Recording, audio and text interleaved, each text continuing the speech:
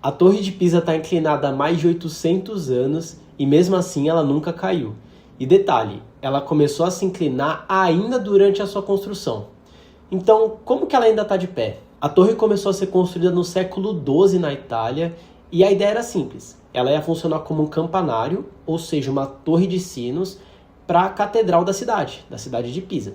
E não era nada muito diferente das outras torres da região, até que um problema acabou mudando tudo. E é exatamente isso que você vai ver no vídeo de hoje, como a Torre de Pisa para em pé. O meu nome é Vitor, sou engenheiro civil formado pela Faculdade de Engenharia Civil, Arquitetura e Urbanismo da Unicamp, e hoje eu vou começar uma nova série aqui no canal que eu estava com muita vontade de fazer, que é como essa estrutura para de pé. E nada melhor do que a gente começar com a Torre de Pisa, então vamos lá? Vamos começar falando sobre as dimensões da torre.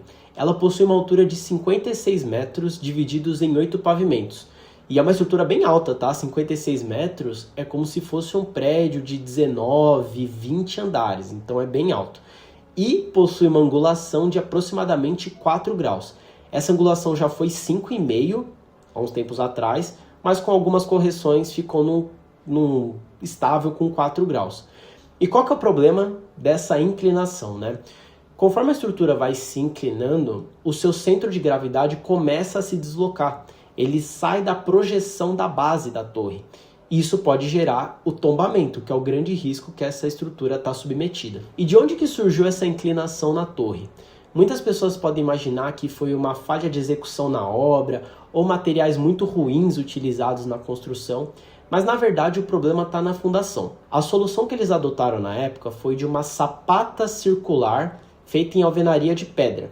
Ou seja, a sapata é uma fundação rasa, uma fundação que vai até ali os seus 3 metros. E para sustentar uma torre de 56 metros de altura é pouca coisa, não é o ideal. Hoje em dia você não vai encontrar com frequência esse tipo de solução para estruturas tão altas. E o pior de tudo não é só utilizar essa sapata, que é uma fundação rasa, mas sim fazer essa construção num solo extremamente ruim. O solo que está essa torre, que a torre se apoia, é um solo composto por areia e argila, que são materiais muito compressíveis e formam juntos um solo heterogêneo. Então, conforme a estrutura vai ganhando sua forma, conforme eles foram construindo, uma parte do solo começou a recalcar, formando um recalque diferencial. Então, um lado da torre ficou mais alto que o outro e, por consequência, a torre começou a se inclinar. Eu vou deixar uma imagem para vocês verem de como que fica representada essa situação da sapata e de como fica a inclinação da torre. Mas então, como que essa torre para de pé? O grande segredo é o que o centro de gravidade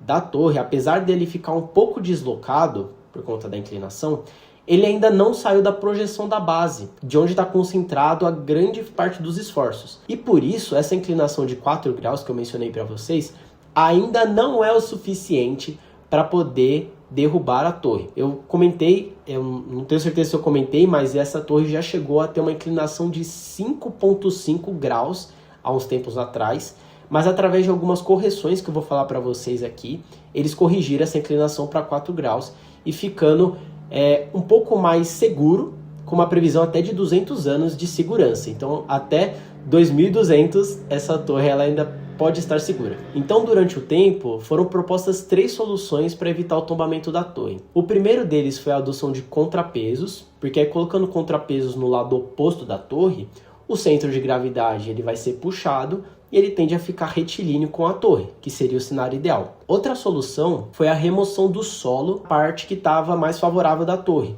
porque aí, tendo menos apoio desse lado, a estrutura agora tende a tombar para o lado oposto. E aí, por consequência, acaba ficando mais retilíneo. E a última solução foi a remoção dos sinos, porque como eu falei para vocês, ela era uma torre de sinos, né, por conta da catedral, e removendo os sinos você está removendo o peso da estrutura. E pessoal, vamos lembrar que essa estrutura foi feita no século XII, ou seja, o pessoal na época não tinha muita tecnologia para saber os melhores materiais, o melhor tipo de fundação, uma sondagem do solo, isso nem existia, né? Mas se a estrutura fosse feita nos dias de hoje, com certeza a gente adotaria uma solução, uma fundação profunda. Ou seja, a gente poderia adotar blocos sobre estacas, porque aí, colocando esses blocos abaixo da torre e cravando as estacas por baixo, ela chegaria até uma rocha matriz, seja com 6 metros de profundidade, 10 metros de profundidade, ou então um solo mais coeso, né?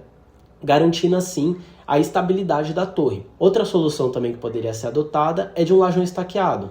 O lajão estaqueado é como se fosse uma grande laje por baixo dessa torre, e aí nesse lajão são cravadas várias estacas, que aí, como eu falei, vão até a rocha matriz, ou então encontram um solo mais coeso nas profundidades do solo, garantindo assim a segurança da torre. Mas se a gente parar para pensar, se fosse um super fundação, se tivesse feito todos esses estudos, a estrutura ficaria retilínea e não teria toda a sua característica, né, de ser uma torre inclinada. Ela não seria famosa, ela seria mais uma torre apenas, e é por isso que ela se mantém em pé até hoje. Não é por sorte, mas sim por equilíbrio, né? Por isso que a engenharia é tão mágica.